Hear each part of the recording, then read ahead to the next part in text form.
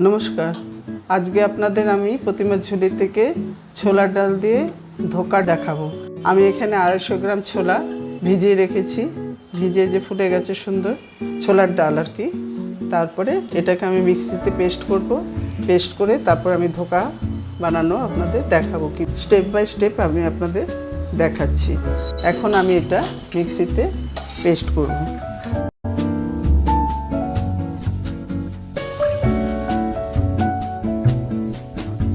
এতটা মতো দিলাম, বেশি দিলে হবে না, একটু জল দিলাম।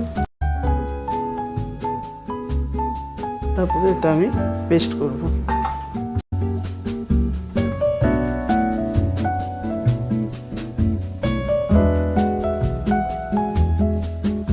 প্রথমে বাটার পরে এটার মধ্যে 4টা কাঁচা লঙ্কা ভেঙে দিয়ে দিলাম, একটুখানি মিষ্টি ঝাল হবে।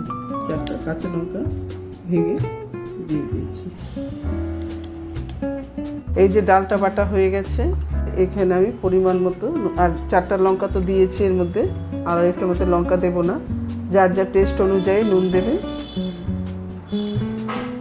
পরিমাণ মতো নুন মিষ্টি ঝাল যার যার পরিমাণ মতো। আমি এতটা দিলাম। একটু মিষ্টি দেব,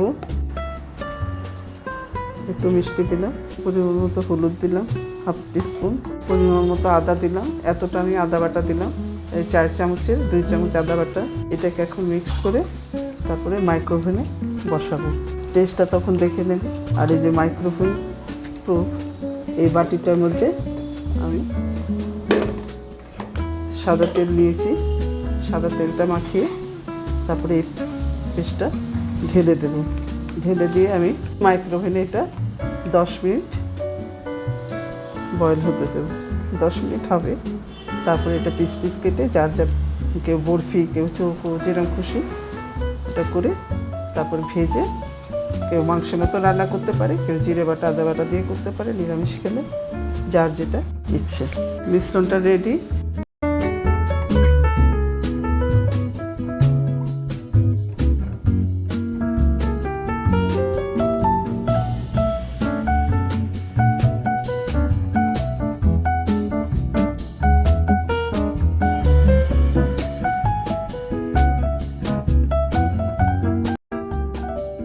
এই যে শক্ত হয়ে গেছে, আমি মাইক্রোওভেনে 10 মিনিট দিয়েছি, সুন্দর ধোকা হয়ে গেছে, গন্ধ ভালো বেরিয়েছে।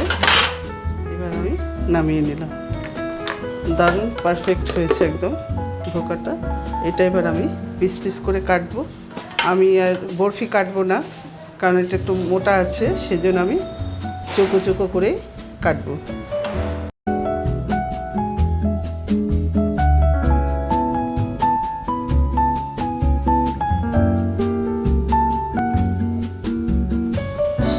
কাটার জন্য চাকুতে একটু তেল মাখিয়ে নিতে হবে।